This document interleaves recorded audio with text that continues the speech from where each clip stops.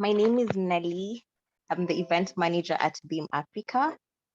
I'm a construction manager by profession, and I'll give the panelists a moment to introduce themselves before we begin. Hi, good day, everyone. My name is Moses. I'm the Executive Director of BIM Africa. It's a wonderful having everyone here on the call today. Thank you. Yes, hello everybody. I'm Kamal. I'm the CEO of ETAFAT, one of the major actors in land surveying, scan to BIM in Morocco, and also I'm the chairman of BIM Africa. But I'm Zulfikar, Associate Professor of IT and Construction, London South Bank University, member of the BIM Africa Advisory. What am I there? Am I a member? Am I a chair or I don't know. I do something for BIM Africa in an advisory role. I'm not sure what that role is. Okay. So I collected questions from our audience, people who follow us on different social media platforms. I'm going to ask you questions that I collected, and also I will give the audience, people who are present right now, to be able to just add questions in the session as we continue. So let's start. Dr. Zed, I'd just like you to explain what BIM is. I know we have new people here who don't know what BIM is. Might it be something as interesting and strange as NFTs? You know, something rocket. Trust me, it's much more complex than NFTs, I think, at the end of the day, because it's probably easier to say what BIM is not than to say what it is, because it's a constantly evolving thing. You know, I would like to call it a process, but I think for me, it's even much more than a process. BIM is a philosophy. It's a way of thinking. You know what I mean? And if I was to, let me start with the simple and then I'll go to the complex, because they say you don't know anything unless you can explain it to a 6-year-old. So let's pretend that our audience are 6-year-old people. I would say that a long time ago, what we used to do when it comes to designing buildings, constructing them and maintaining them, we used to use a paper-based approach, you know, and we mostly was based on drawings and maybe manual calculations and stuff like that. All right, that is the analog way. Then now what we're trying to do, remember I'm talking to a 6-year-old, is we are not drawing anymore. We're trying to model things the way they actually are, because drawings is just a visual representation of one aspect of a building. For example, no drawing is complete. A plan is not complete. You need a section. A section needs an elevation. You need a detail. You need a site plan. But when you model, you are putting everything together. You are now modeling. You are using data, and you're doing it through an electronic way. So if you think drawing and paper versus data and electronic, yeah, or modeling electronic, then that gives you an idea of what makes BIM a bit different. Having said that, it's something that is used, a process that enables us to design our buildings, to construct them, and to maintain them using object-oriented models, or how should I say, that enables us to make digital representations of buildings to start with, or to features of those buildings can be presented in other kinds of models that are not necessarily graphical or 3D or something like that, because there are different ways of modeling, like 4D modeling and stuff like that. Okay, so having said that, I think that BIM, you'll find that many people view BIM in many ways, depending on their background.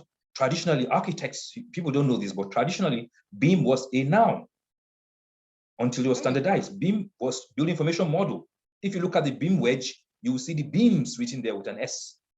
BAIM, architecture information model, SIM, structure information model. So historically, it was a noun until we standardized it and said, you know what, this thing model doesn't stop there.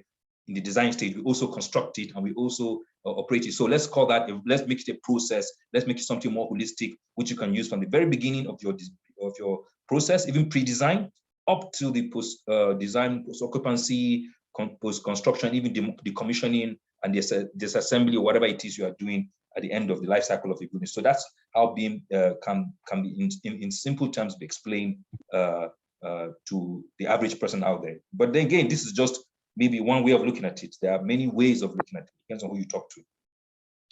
Now, one last thing I'll just add is that the reason I made that analogy between digital and analog is that because BIM does not have a fixed definition, what we're able to do with BIM or how we are able to define BIM today, we are at the mercy of the technologies that's available to us. BIM is not software or hardware, but without software and hardware, you cannot do BIM. That's just the reality. So think about 3D scanning. It started long before BIM, or what we call BIM today. But today it's invaluable to scan for existing buildings. 3D printing came up on its own. Today is invaluable. Drones, virtual reality was popular in the 90s, was expensive, but it was not part of BIM. But today people assume, oh, it's part of BIM. Yes, because BIM is ongoing. It's, it's a process that that is across the life cycle of a building, but it's also a process that itself is changing. We don't know the capabilities of BIM. Anybody who tells you they know what BIM will be like in the next 5 years, they're probably lying. We have an idea, but we don't know it for sure. We have some concepts that are emerging at the end of BIM, like digital twin, deliver them. These are new concepts. How many digital twins do you know that actually exist? Very few. We might have a few smart buildings, but they're not necessarily digital twins. You know what I mean? If you understand what digital twin is all about in terms of physical systems. So you can see how BIM is not easy to define. It's easy for me to define NFT than to tell you what BIM is, but hopefully our audience have a kind of general idea, because like I said, if you have that philosophy, it's easier than trying to understand and define BIM because it will keep changing. Okay, thank you very much. That was quite extensive. I think we'll go to the next question. Kamal, please tell us, what are the general benefits of BIM?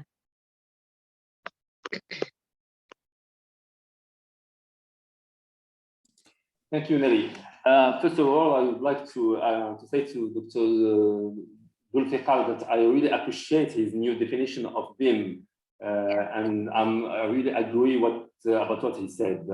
Well, from the benefits of the AC, what I can say is that from a general point of view, BIM and practical application in AC help today actors in this sector to create smarter and more resilient projects.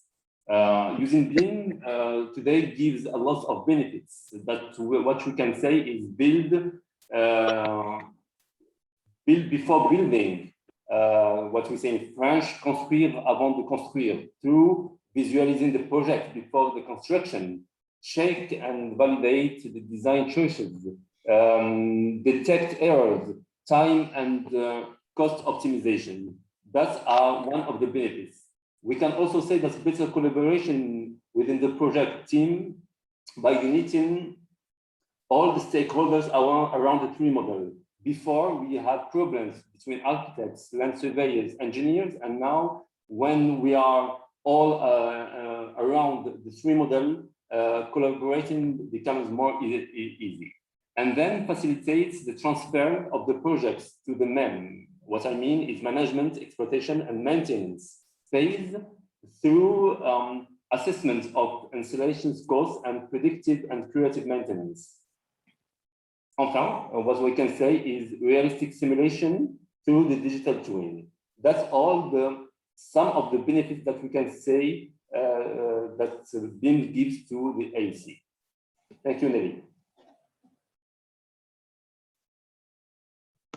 Okay, Moses, I think we'll go next to you. As Executive Director of BIM Africa, please tell us what BIM is, what BIM Africa does, its mission, its vision. Yeah. Thank you. So it's been very interesting to have those two introductions, giving a broad view of what BIM is. At BIM Africa, we are a civil society organization with a non-profit status. And what we simply do is to advocate that the industry, the built industry across African countries, can adopt this very interesting technology that we're finding ourselves having to battle with, and see how they can deploy it in their workplaces, in their personal practice, and in their profession. So broadly, what we're hoping to achieve is a digital built industry across the African country, and ensure that Africa can transform itself, because we all agree that there's quite a vast element of infrastructure works that needs to be done across the continent. And so it's an opportunity for the industry to leverage on this and build an industry that we can be proud of. At BIM Africa at the moment, we have footprints across over 21 African countries.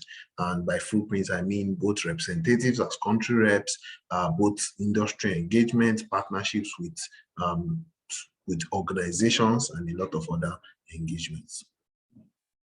Okay, thank you.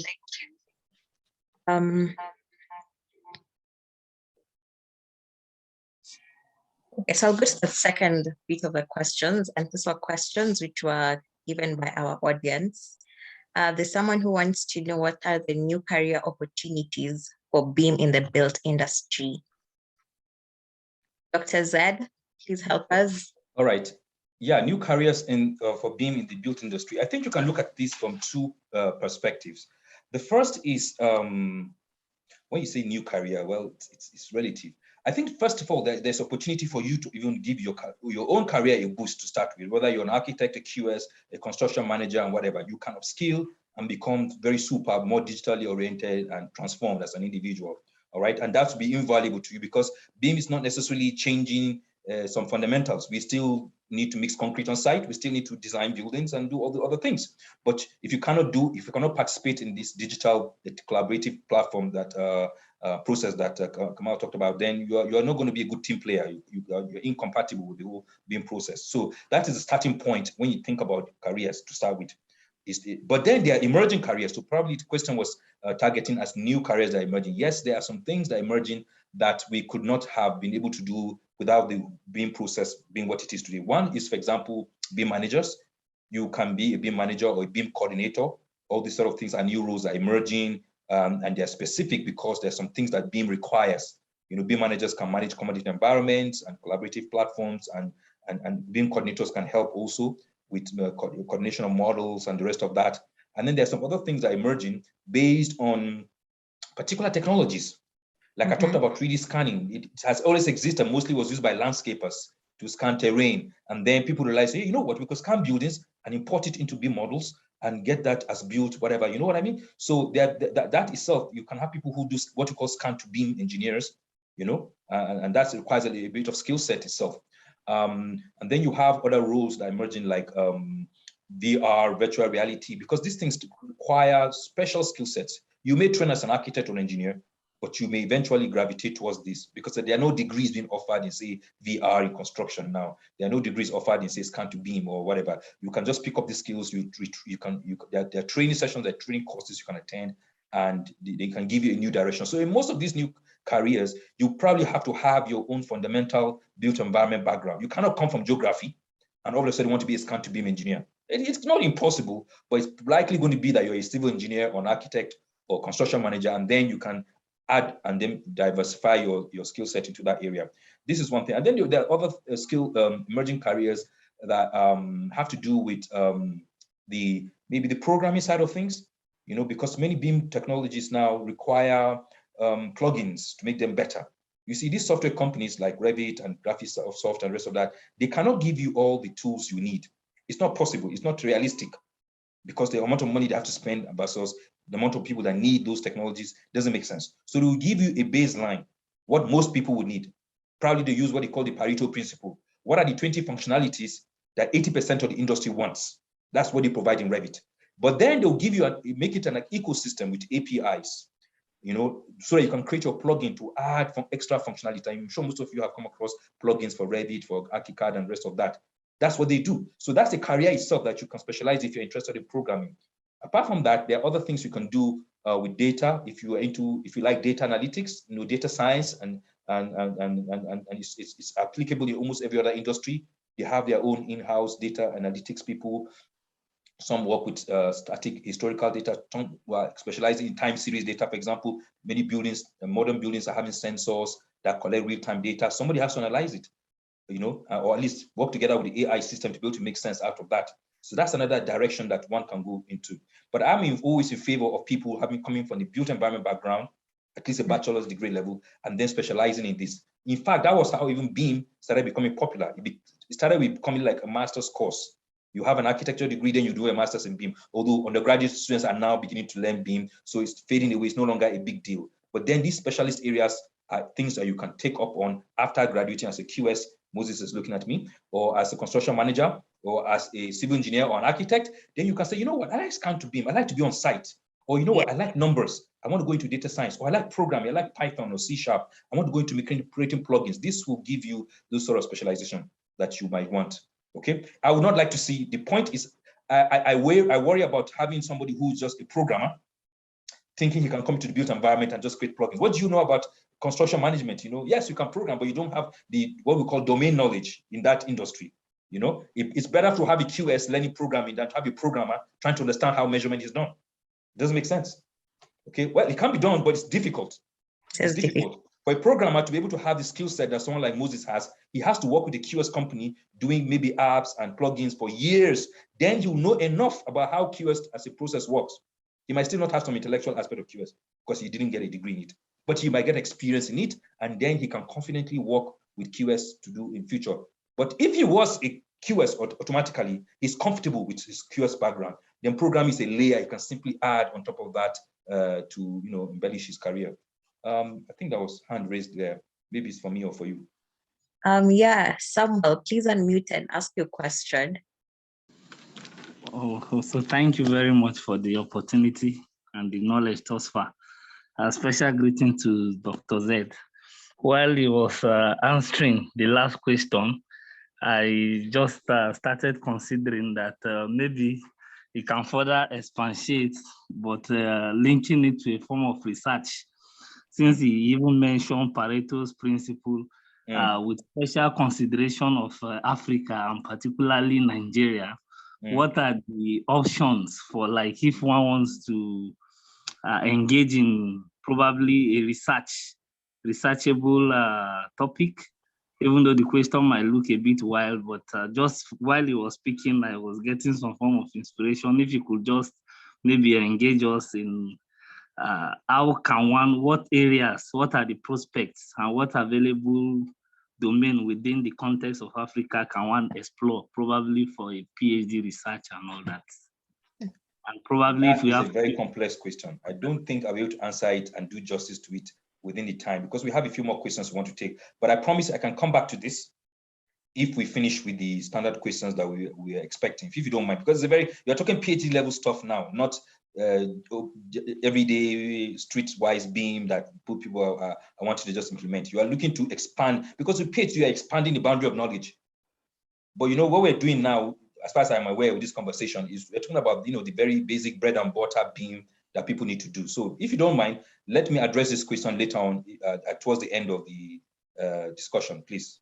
Is that all right? It's okay. Yes, right, sir. Very well, sir. Thank you, sir. So next, carry on. Sorry, please carry on. Moses, can you take on the next question? So someone asked, what are the current states of BIM? What is the current state of BIM in the world, and which countries require the use of BIM in AEC? Which countries are using BIM as a standard? Yeah, it's quite interesting. So I think that a lot of us on the call will probably be aware of the state of the BIM adoption across the UK and many of the government mandates that are in place. But it's quite interesting also to then look at other countries across the globe that are actually doing quite interesting work. So perhaps maybe the use of the terminology BIM may not be what is applicable in many of these countries, but across various processes, you know, just like Dozé has said, it's actually a way of life. So across various countries, many people have actually deployed various technologies. So if we look at the likes of the USA, what that has actually dates back to the year 2008 in adopting digital technologies in construction. The likes of France had a planned introduction in 2017 for, I think, about 500,000 houses. Germany also is experiencing quite very slow adaptation, but there are government mandates in place for government projects, transportation projects, and all of that. If we look at Scandinavian countries also, there's quite some early adoption going on in many of those countries. One interesting country also would to perhaps mention is Singapore, because they're actually quite BIM mandates for projects ranging above 5,000 square meters. And Australia also has mandatory policies in place in 2017 for projects that are, I think, above $50 million to ensure that they adopt BIM. So if we look at all of these deployments across the globe, the UAE also has some mandates in place. It's quite interesting to see efforts. But of course, as we then look at many African countries, it's perhaps just very slow uptake. Last year, we had conversations in Ethiopia, where the government was considering looking at public policies to put in place to ensure that the country can adopt BIM. In South Africa also, there are quite interesting engagements with the government to see how ISO 19650 can be localized into the country. So we also then appreciate some of the ongoing efforts across the African countries, and we hope that we'll see more of that very soon. Thank you. I also hope to see more from Kenya. Been a very huge champion of Kenya. Kamal, I know I asked you earlier about the advantages of BIM. I'd like you to please explain why are we currently facing resistance to BIM implementation in Africa? Sorry, Nelly, I didn't hear your question. Can you repeat, please? Why is there resistance to BIM implementation in Africa? The main obstacle is our mentalities. We must first change our mentalities and get out of our comfort zone to be really aware of the benefits of BIM. If we don't do that, first of all, we can move further. The obstacles to the implementation of BIM are many. First of all, the culture. IC actors are used to traditional design and implementation processes. Then the low demand. Clients are not really aware of the benefits of BIM and the costs at the beginning. Then norms and standards. That's why when you want to implement a BIM process, you can find many problems between the different actors of the IC. And then interoperability between BIM softwares. And then the cost of adopting BIM. Hardware and software cost a lot, especially in our African countries. But the main element is the training. We need training in our universities, in our schools. And finally, I can also add the absence of the national strategy, as well as the lack of subsidies to companies to help them to invest in hardware, software, and training. And we often find ourselves carrying out pilot projects at our own expense. And when you go to, for example, to Europe, you can find labs factories with financial aids from the governments. That's what we need in our African countries. Thank you, Nelly. Thank you for that extensive explanation. Speaking of investments, Dr. Z, how much does investment in BIM pay as an individual, from an individual level and at a firm level? If a company and an individual want to invest in BIM, what is the return on investment? Okay. It's not a straightforward question that has a straightforward answer because it depends on circumstances. If you think about BIM like return on investment, it's not going to be the same for a firm that is big multinational operating in Mombasa versus a small QS firm operating in Uganda, for example. It all depends on context. But before I go into that, I think I just want to add on to the example, the very wonderful answer that Kamal gave about resistance to BIM. I'm very happy he mentioned resistance, because sometimes you read literature, people say, oh, cost and technology and all that. No, actually it's resistance. And and I want to, because this links to my own answer as well. When you say resistance, it's talking about the mental barrier. You need to be willing to want to change. We have kind of cultural practices that are embedded, old way of working and stuff like that. And I've done some research in this. And what some of the findings I've seen, it mirrors what has happened in other industries. I used to be angry and think people who were resisting BIM were stupid and backward, with all due respect to them. But actually, it's natural to resist. Do you know that? It is natural to resist. Yeah. If your mind is blocked, then no matter how much people tell you the benefit of BIM, you're not going to invest in it and get any return on investment. But why is it natural to resist? There's something called Newtonian logic. If you know Newton's first law of motion, what does it say? Every object or every entity in the universe is at rest. Or if it's moving in a straight line at constant speed. So if you're drawing, you continue to draw, or move at a constant speed, unless what? Did you do physics? Yes. Let's acted upon by an external force. Which is why countries like UK and other countries have had to mandate BIM. Once you don't have that external force coming in, people want to do the natural thing. So I used to be upset initially, my early days, of BIM research, but I later realized it's actually a natural phenomenon. It's a natural state to be resisting. You wouldn't want to just change your life until you have a reason. But it can happen if you have that motivation, if you have the external force, or sometimes you need leaders, people who are visionary to be able to make you see things. So having said that, when you think about return on investment at an individual level or at an organizational level, think about the individual who does not see the need to invest in upskilling himself. He wants to keep doing the same. He's probably using AutoCAD Release 14 today as we're talking. He hasn't been ahead of AutoCAD 2000. Why will he change? It's natural to keep using the same thing unless something makes you change. Same thing with a firm. A firm will not want to change its practices unless it has to change. Maybe because it wants to get more jobs. And in the UK, there's evidence, for example, that many of these companies, small companies, the UK, like most countries, is dominated by small companies in the construction sector. 95% is small company. Only a few percentage are large companies. So those small companies, they tend to get sub jobs from the big companies who get big jobs from the government.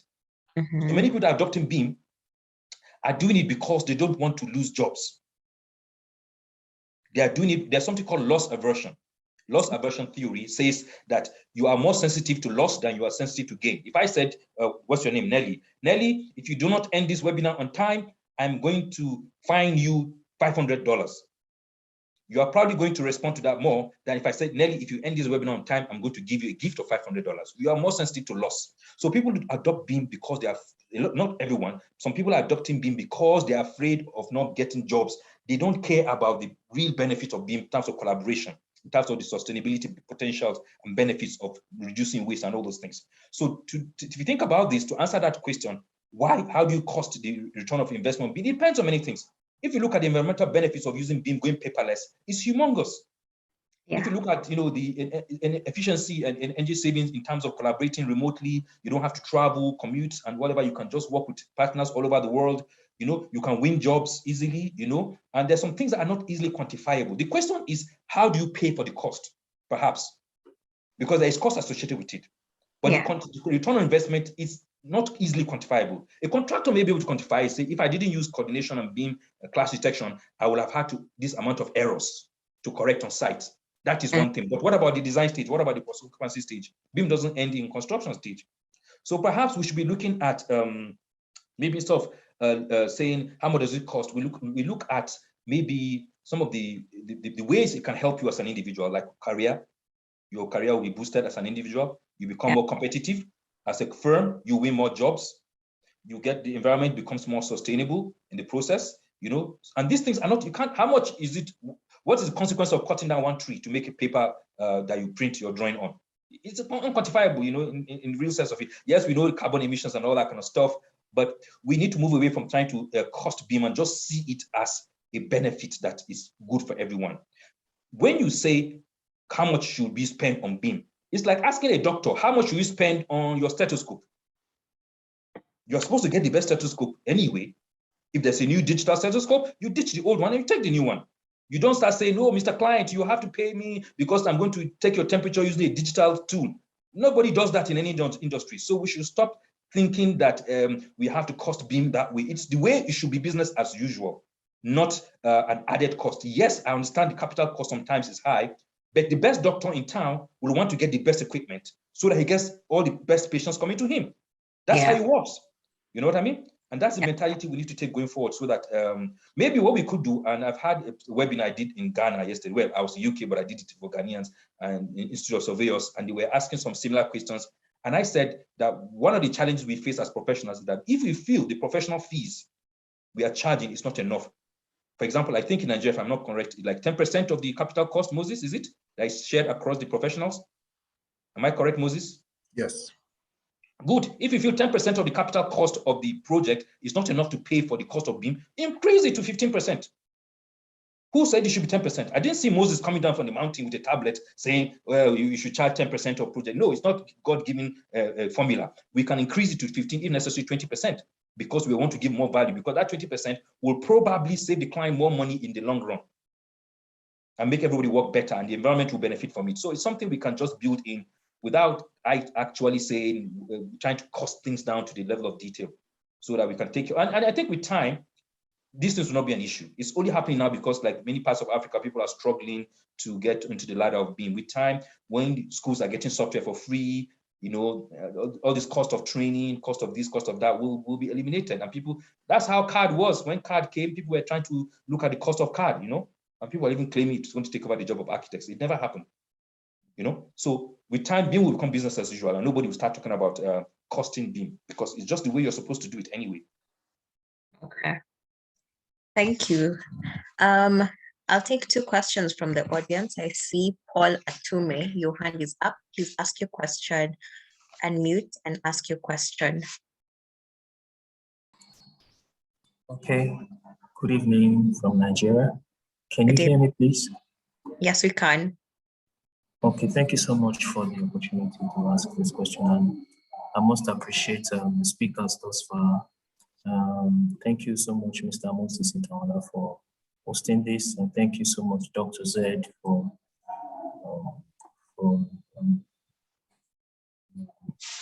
presentation thus far. Okay, so to a very good extent, I've exposed myself to the BIM space. I've been quite I basically use packages that can interface with the common data environment, basically. However, I've been looking at transiting into being able to work with softwares that uses a common data environment for coordination and collaboration. A good example is the BIM 360 and the likes, basically. One of the reasons why I'm attracted to this space is because it's more like a community. I see it as a community where people of like minds kind of interact. Also, to a good extent, I've taken a couple of courses that has exposed me to the use of the common data environment, because I'm looking at upskilling to be able to be relevant in a global space, such that wherever I am all over the world, I can take on remote jobs wherever I am, especially as a BIM coordinator or perhaps a BIM manager. That's my experience progresses basically. But my challenge thus far has been just like we've been talking about challenges in this space, the cost of the subscription, you know, to be able to use these packages, you understand? And the closest is getting a student subscription, you understand, which is kind of like the closest. But of course, I've been in the industry for about 10 years now, you know, as a civil structural engineer, carrying out designs. So I don't know if there is any other alternative to being able to get access to, to these subscriptions. I mean, because the price is quite on the high side for me. So I don't know. I believe this is a community. Perhaps you can suggest to me other alternatives with which, especially the BIM 360 environment. I think that has been upgraded to something. Has been upgraded to something else. I think to this construction cloud. Yes, BIM collaborator or thereabouts. So yes, and so that space, the cost of running that subscription monthly or yearly is quite humongous for me. So I don't know if there are any other alternatives with which you can suggest to me. Yes, because I really need them to be able to at least practice, pending when I get the opportunity to get to work with organizations that have the subscription for me to work with, you understand? Or whatever advice you can render to me, such that I can get myself prepared, basically, while I'm waiting to use the package in organizations that have the subscription, basically. And so it's something I've really been very eager to, it's a space I've been eager to break into, you understand? And I've been taking courses in that regard, but just to be able to have a hold on that package, for me to be able to, basically, so I feel this is a community. That's why I just thought to bring it up. Who is this question addressed to? So we are clear. Let me not go on and on. Anybody, doctors and any other. Okay, fine. Let me give it a stab, and then maybe somebody else can add or whatever.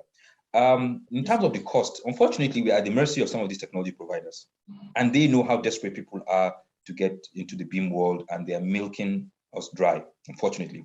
And we've had this conversation with some of the people I know in places like Autodesk, where we try to say to them, look, for example, BIM 360 classically, I think for 24 seats, it's cost about $250 a month, if I'm not mistaken, the last time I subscribed. $360 now, sir. To what? $360 now. $360. See, now, like 4 or 5 years ago, it was $250. Now it's $360. For how many seats? Now you have to buy points. They call it something like points. You have to buy. Okay, you can pay like $3,000. Okay, that's fine. As you use the points. That's fine. Okay, it might not be a big deal for an average company in the UK or US or Canada or some other developed country, but it's a lot of money in Africa, So that is something that unfortunately they've not recognized. They've refused to recognize.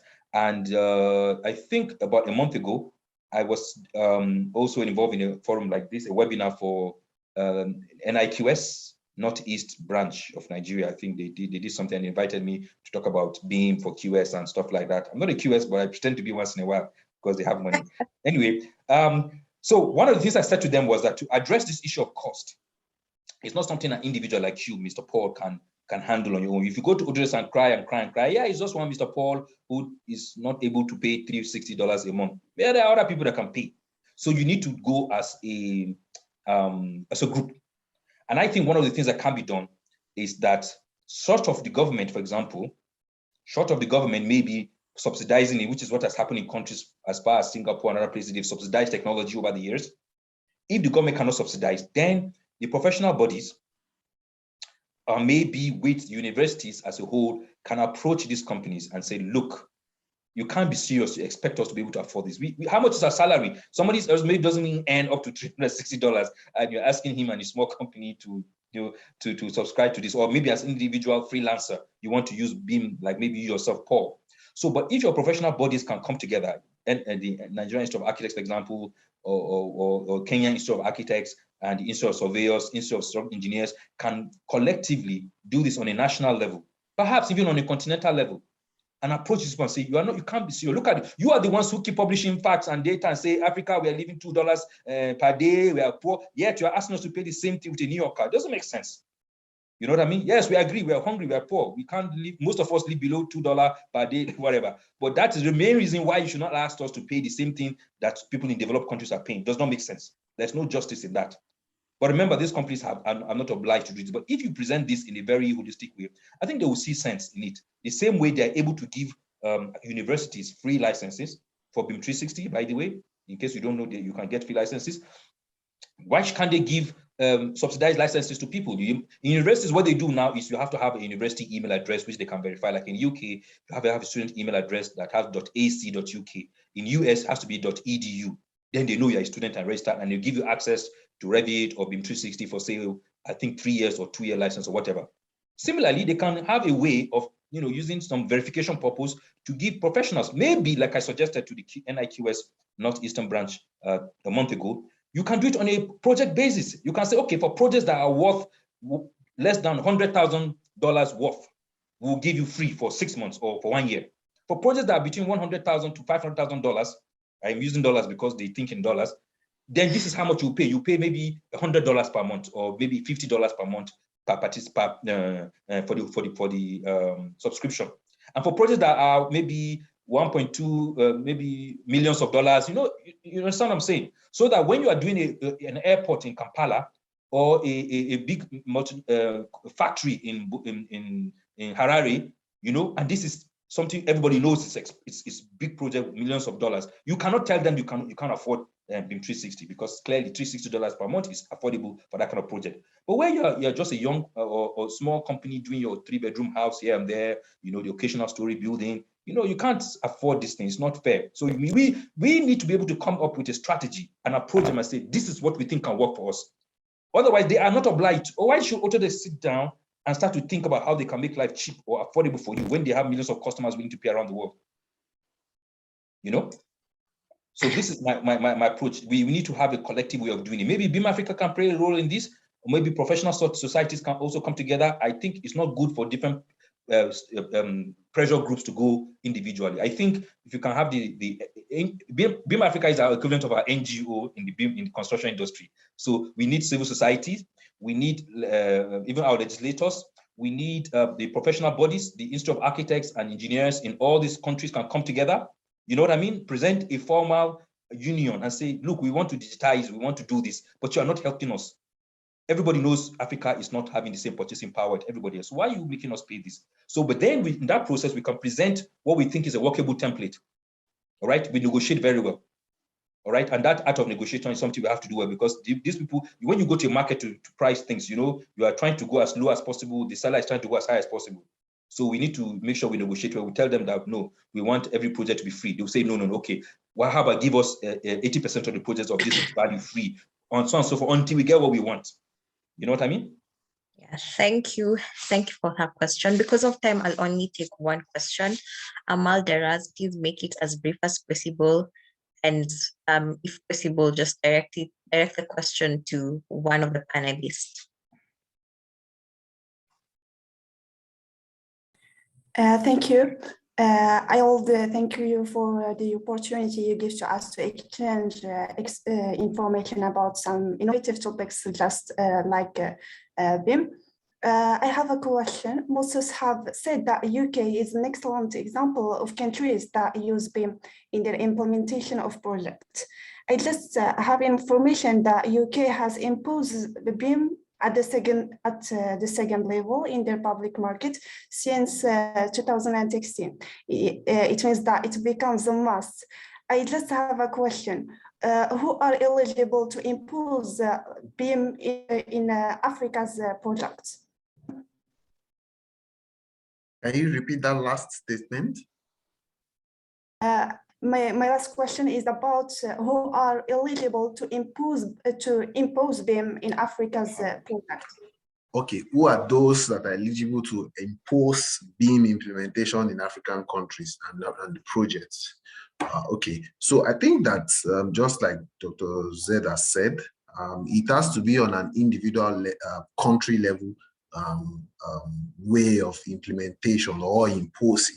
So governments of various African countries need to, and just like you said, the UK in itself had the government make a mandate, and so people, and there was incentive for you to say, perhaps if you're handling this level of project is when it becomes mandatory. So perhaps that will be the approach that African governments can take.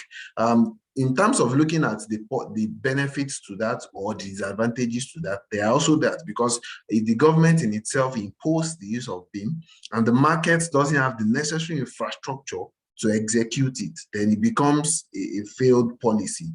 So perhaps we also need to evaluate, is the market in itself, are there the necessary infrastructure to implement it? So in driving culture, the government can implement mandates and policies that ensure that people are nudged to adopting BIM in their projects, and that can only happen on an individual country level basis. So the government of Morocco, the government of Kenya, the government of Nigeria, everybody adopts BIM as it would apply in their own local context, in their own country-based content. I hope that answers your question.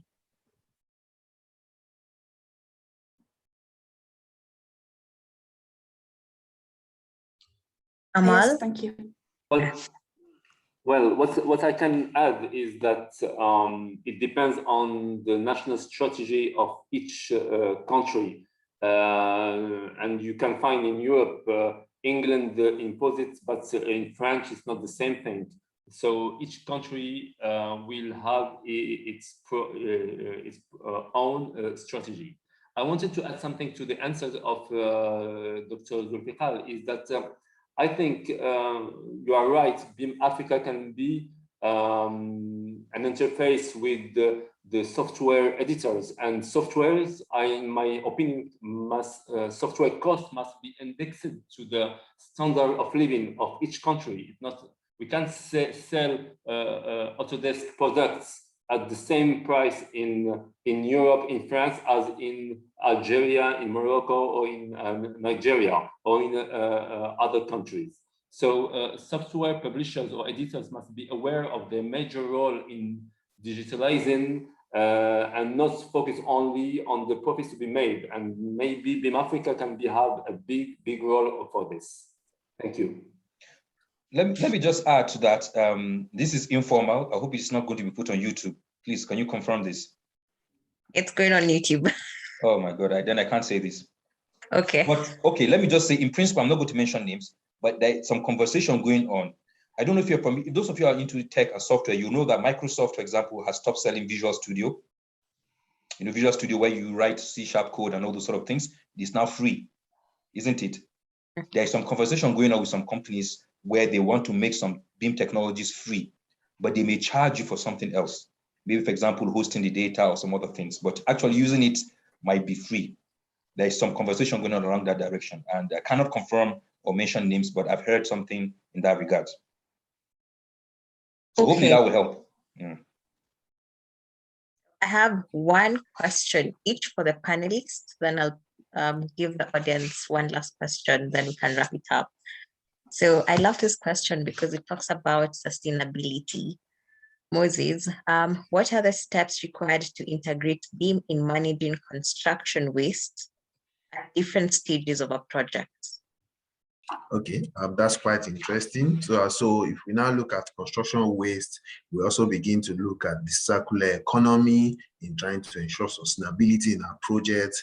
And yes, BIM actually becomes very, very valuable, because just as we've said, BIM helps to ensure that before even going to site, you're able to predict the entire movement, the resources you require, the possible health hazards and issues on site. And so we can model that.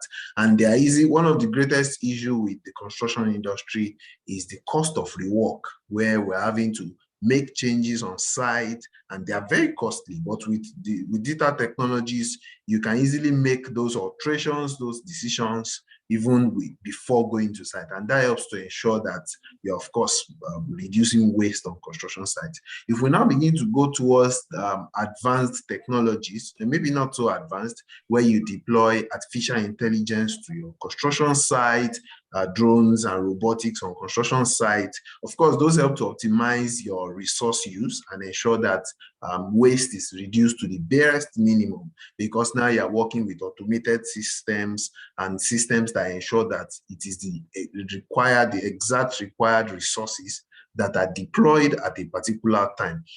So like I said, the advanced nature is where you're also able to predict material needs, the exact time they are required, and how much your transportation perhaps for your supply chain gets to site and all. So the automation of this, and of course, like I said, it's an extension to BIM. People call it as an extension to BIM, where you're deploying artificial intelligence inside. Of course, they're all embedded into ensuring that you can use digital technologies on your construction projects.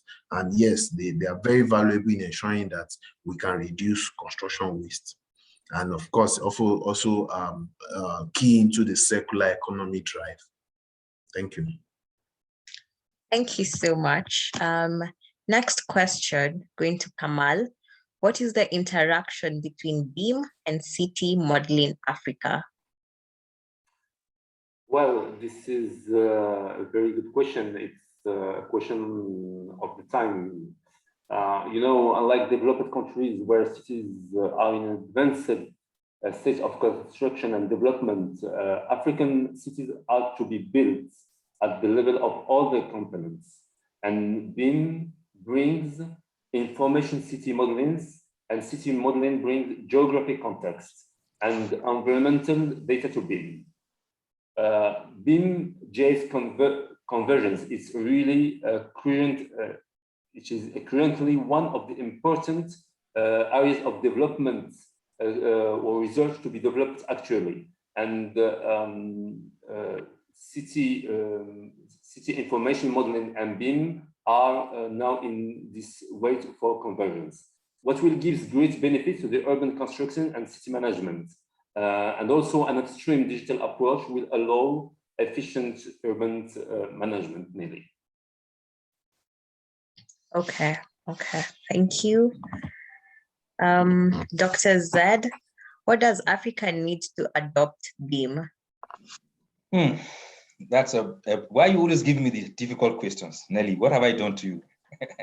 Right. It sounds simple, but it's very complex. What we need to do is easy for, I've seen people talk about, we need to just follow what most countries have done to mandate it. Look, you can mandate things in a country that has reliable broadband, where internet is cheap, where the average cost of living is high. There are things you can afford to do in the UK. You cannot try to do that in Burkina Faso or Niger or Nigeria or something like that, because it just won't work. Having said that, there are ways of getting people to adopt policies that I think we can do. I think ours will be success for us in Africa will be a mixture of many things. The first I'll talk about is subsidy.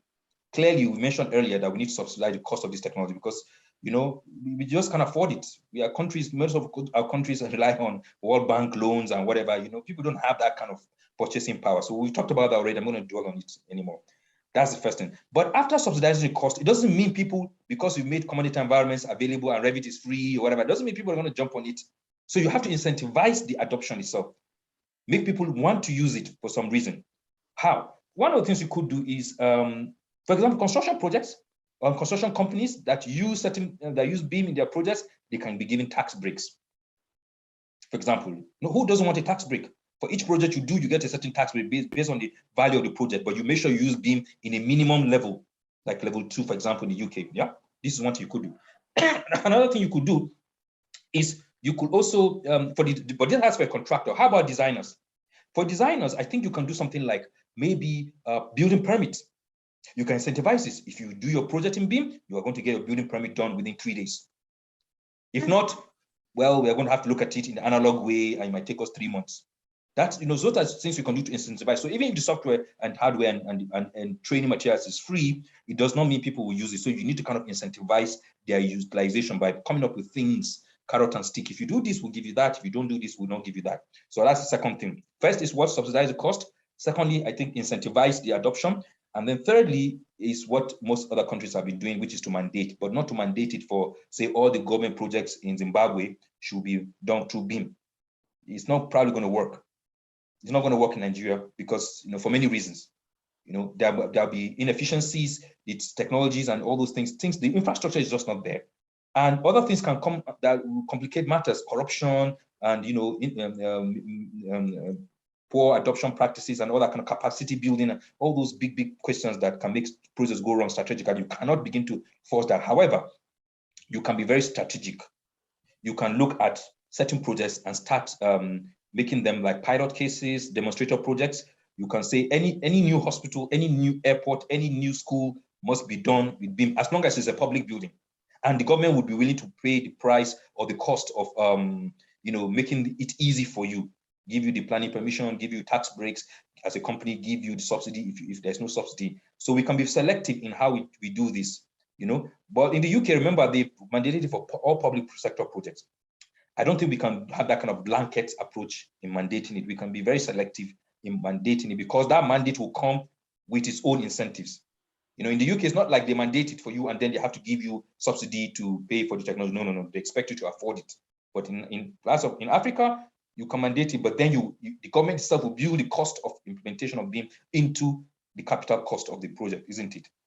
So I think those are the 3 things I think Africa can do to mandate BIM. But the last one, which I think applies to every continent, not just Africa, is education. We need to massively push BIM into the schools. You know, this is the 3rd time I've probably mentioned this week. You know, this BIM mandate that everybody talks about in the UK, it's a wonderful thing. It's helped. It's not completely success. Some people still doubt if it's a success. But I think rather than say, okay, we have 5 years of mandate between, like the lady mentioned, actually it was between 2011 and 2016, the 5-year BIM mandate. The government gave the industry 5 years. By 2016, 4th of April, you start mandating BIM. That's a good way of looking at it. But how about if you tell the universities, sit down with your professional bodies that accredit your courses. In the next 3 years, the government was not going to recognize any degree from QS architecture that is not BIM compatible. You see my point?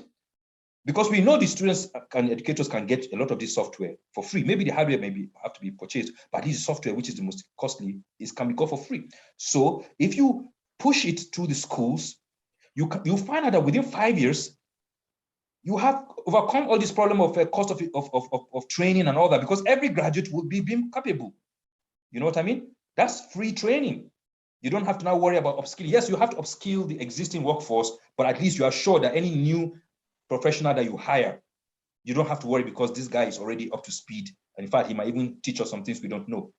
Okay, so yeah. These are the 4 ways to summarize: subsidize the cost, incentivize adoption, mandate it for certain projects, and push it to the schools. Cheap way of changing it, because it's a generational thing, isn't it? Some people, I'm sorry, BIM is beyond them. If you're a 65-year-old architect, I'm not too sure you're going to be able to work with Revit or something like that. But your time has passed. But there's no reason why a 21-year-old graduate should come to workplace today and start learning about BIM. He should be laughing at you in the workplace. Oh, you guys are still using this? We were able to use Autodesk technology because we had this free software. Oh, really? Is it worth it? Yeah, okay, let's buy it. And that's what Autodesk is doing. They're giving you free technology in school so that when you graduate, you tell your boss, buy Autodesk. Yes. Okay, thank you so much for helping our audience answer all their burning questions. There's a particular question we held until the end of the session. Oh, yes, sorry. There was a question I pushed at the end. Yes, you're right. About theories that could be explored for BIM. This is very difficult. I think some of the things we've talked about now, in terms of, for example, what is the best, okay, I've talked about 4 things as part of a strategy for BIM to be adopted in Africa. But what makes, how much of incentive is required? How much of subsidy is needed? How much of mandate is needed? And how much of it should be through schools and stuff like that? That's a very researchable problem, I think. You know what I mean? I think that's a researchable problem. We need to look at bigger things before we start worrying about individual things. How should a country like maybe Cameroon, if you're from Cameroon and your country want to adopt BIM, what's the best way to go about it? You know, in terms of strategically as a country, which Kamal talked about earlier, each country will have its own unique strategy. The strategy that was for Cameroon will not be the best strategy for Morocco, even if both of them speak French. I think they speak French in Morocco, right? So, you know, but this is how countries come up with policies that work for them. That's why France has a different BIM approach to UK, whose BIM approach is different from Canada and Sweden, isn't it? You look at your industry, you look at your capabilities, you look at your needs. In the UK, BIM, for example, is very well embedded with their sustainability target to meet carbon emissions, because when you go through the process of BIM, you will end up designing buildings that provide better asset or value for the client, isn't it? So this is, I think, the short answer to his question about what was it again, the theories or whatever that could be explored, or researchable question for PhD. We can explore this outside this forum if you want more ideas, stuff like that. Okay, I think we've come to the end of our panel discussion. There is a particular person, James, who said he would like to connect with his boss in BIM. I look to continue with BIM in PhD. Okay, I think this is another person interested to do PhD in BIM. Maybe if all the panelists could just key in their emails so that anyone interested in reaching out to you can do so after this conversation. Okay. Thank you, Kamal. Thank you, Moses. Thank you, Dr. Zed. I can see Moses has written we should, we will be taking a panel photograph. I don't know if everyone is supposed to put on their videos.